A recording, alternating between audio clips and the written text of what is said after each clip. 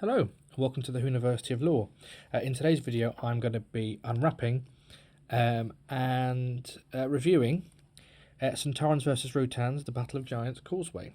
It's the first in the series, and yes, they've popped it just here, 1.1. Obviously, the 1.1 usually refers to Series 1, Episode 1. Now, I'm assuming there's not going to be a second series, but currently it's saying Series 1, Episode 1. So let's get this wrapping off. Right, here we go. So,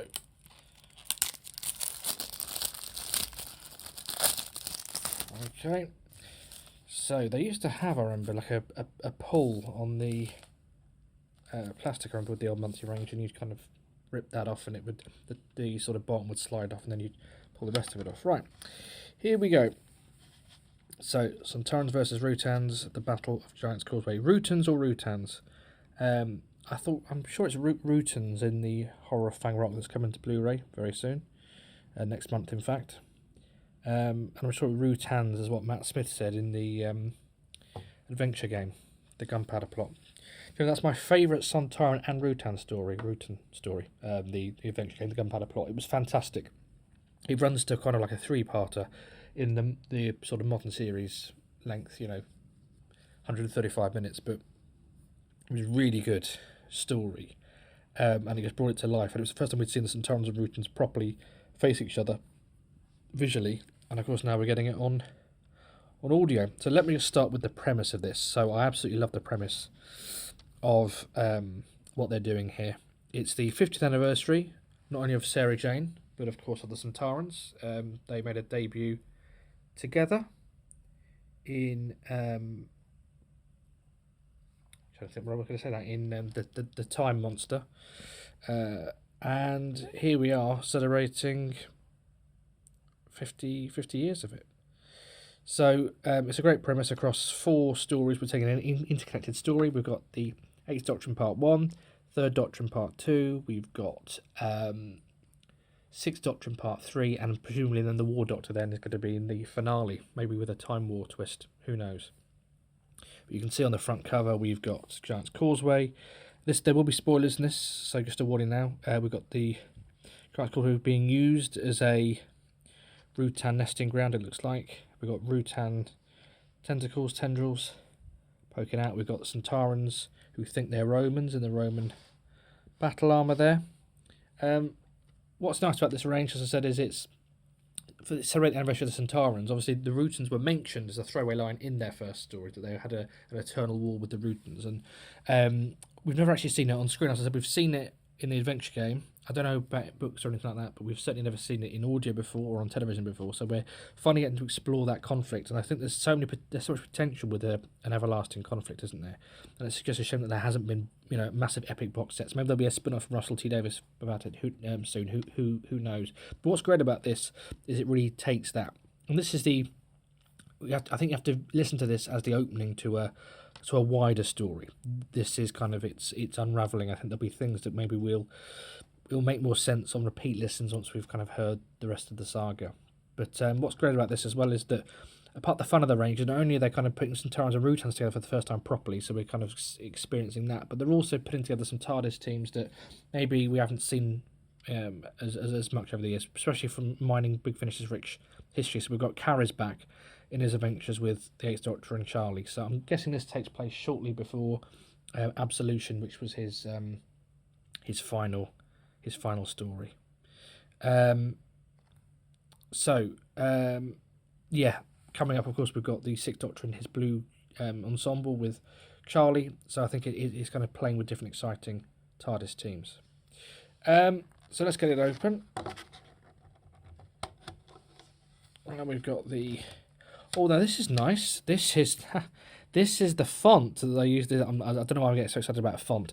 This is the font that they used for the original 8th Doctor releases. In fact, let me grab you one off the shelf. Let's get Memory Lane.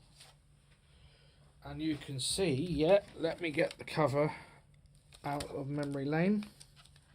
And you can see straight away but that is very much evoking the same font and logo, the TV movie logo. So it's very much of its era. And I think, maybe I got this wrong, I think Lizzie Hopley might have played Gemma, the Eighth Doctor's very first companion, along with Samson, who I think she got into Big Finish playing this part, or playing that part, because she knew Conrad Westmus, who plays Carries. And obviously she's now got, launched a career as a fabulous writer with Big Finish. So she's returning the favour by writing his return. And hopefully this is the first of many Carries stories we get. So we've got a nice photograph inside of Charlie and Carries, the actors together. Got a little cast list there. And yeah, production. I do miss the old production notes, that's the only thing that we used to get with the old releases. And this is rare. I think we had this last year with Once and Future. We're getting these one-disc releases, which we didn't have for a long time. I think the monthly range was always 2-disc. I think we used to get the 4th Doctor range and the 8th Doctor range were 1-disc releases. So very rarely did they do this, but they'd kind of moved towards the box sets because, first of all, I think it makes sense. You can tell a big story together. Also, environmentally, it makes sense because it's less plastic. You've got everything in the same case. It's great for space for us because there's less space on the shelf. It's great for also the environment because when you're posting these things, it takes up less space in vans, and also for them for their warehouse. You can fit more in. But they seem to have, I think, gone back to doing some of these epic stories told over several months, because I think you did lose that when you had the box sets. You lost the whole experience of listening to a story unfold over several months, which we had with Once and Future. I think it was so well received. I think they've gone back to that model for this. You could always keep with the box sets, and you could have them as download only for a couple of months, and then you listen to the story unfold, and then the box set comes out at the end potentially. But then I know a lot of people don't like to listen until they've got the physical box set, whereas I do the app and then listen to it again when the CD comes. So let's pop that out. So we've got the same artwork on the CD.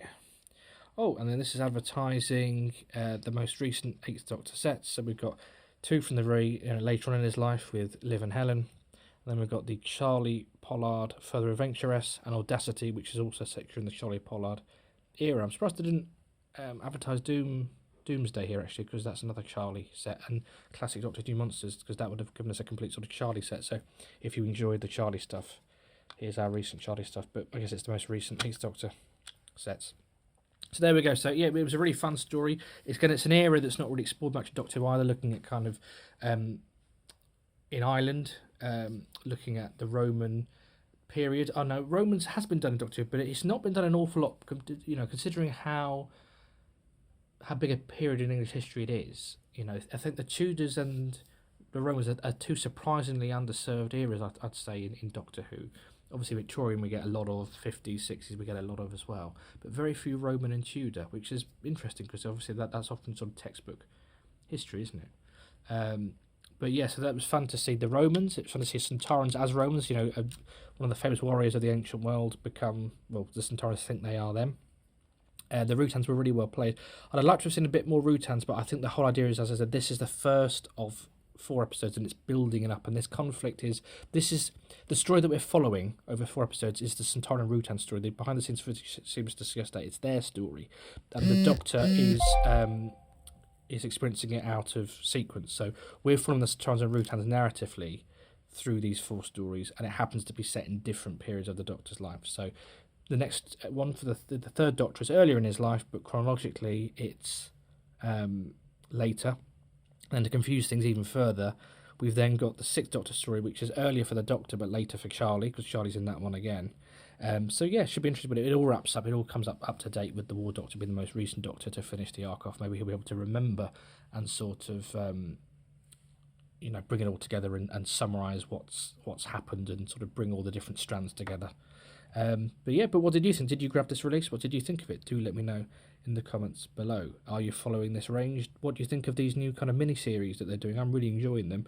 I think maybe 1 a year is quite a nice thing to do, but let me know your thoughts in the comments below. As always, don't forget to like and subscribe. I look forward to speaking to you soon.